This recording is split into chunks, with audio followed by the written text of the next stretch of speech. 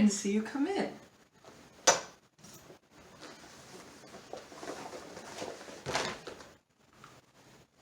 This past week or so, I've been really interested in life science.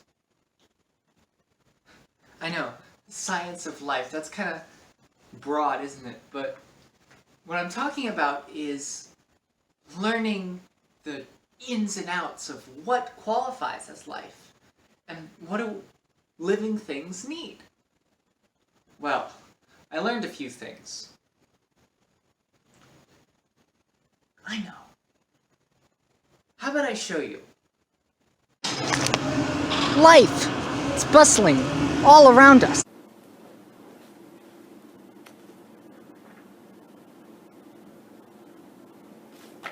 Life is a tricky thing to define, but it's easy to see in our world.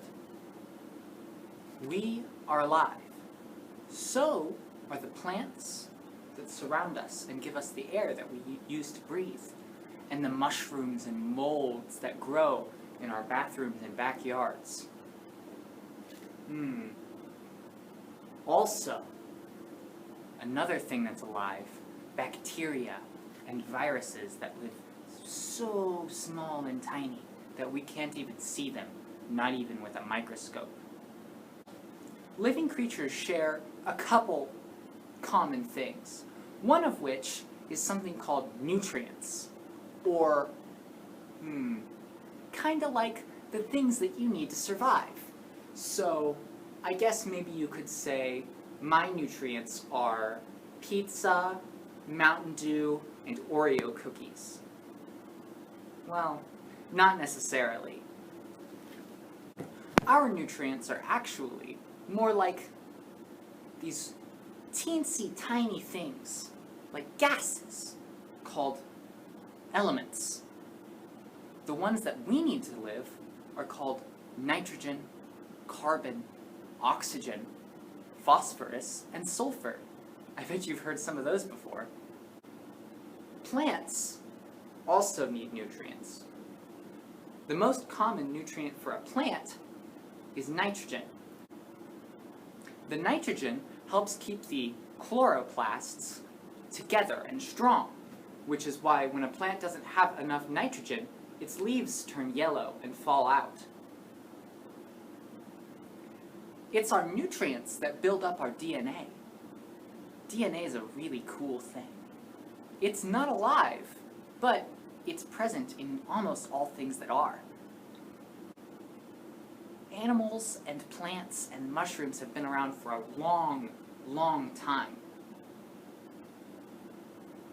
You know, what they call a place where an animal lives, or a plant, or anything else that's alive, their own little habitat, their niche. Now, I would say maybe my niche is either here at the library or in my lab.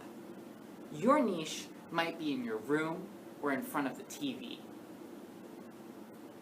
But animals have much more interesting niches and habitats. We should build a habitat.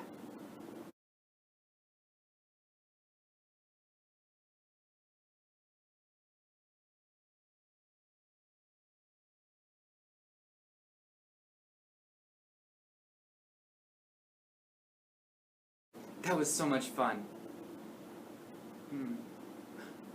You know what's a really, really cool habitat?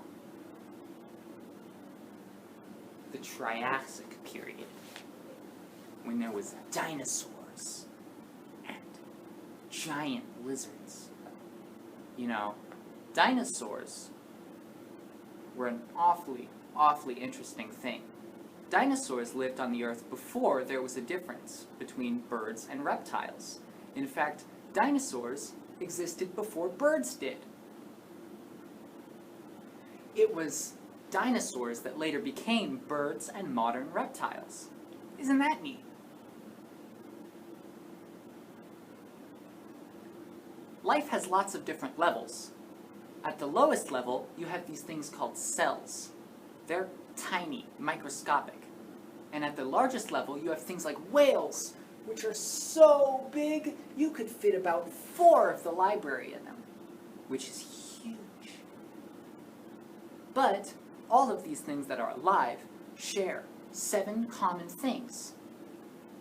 What are these things? Well, all living things grow.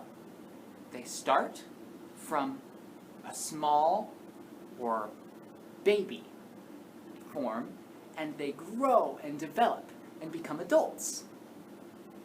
And all living things have something called a metabolism. That's a complicated word. But what metabolism means is it's a living creature's ability to take outside resources and turn them into food.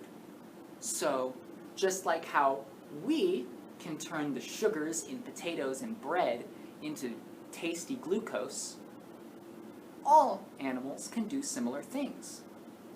Plants and mushrooms too, of course. All living things are able to reproduce, whether that be sexually or asexually. And all living things are hereditary, which means that they pass on their properties to their children. So, you have things from your mom and from your dad. And your dad has things from his mom and his dad. It's wild. All living things are organized at the base level. All of our organs all know exactly what they're doing. And they're a little bit better at it than I would imagine I would be. All living things can respond to stimuli. And stimuli is just a fancy word for things that happen to it. So when I go outside and it's really bright outside, I squint my eyes because it hurts. And that is response to the stimuli. Or if you take a cat and, go ahead and give it a bath, it'll respond to that. Finally, the last thing that marks something as definitely alive is adaptation. Adaptation is another one of those really difficult to define things. Adaptation is a creature's ability to change depending on what happens to it. So, when we go outside and it's hot, sometimes we change by maybe taking off our hoodie or a sweatshirt. Now that's not exactly the same, but it's that sort of adaptation, that change, that helps mark us as being alive. I'm so glad you could join me again this week. I'm excited to see you again next week. Thanks for coming. Goodbye!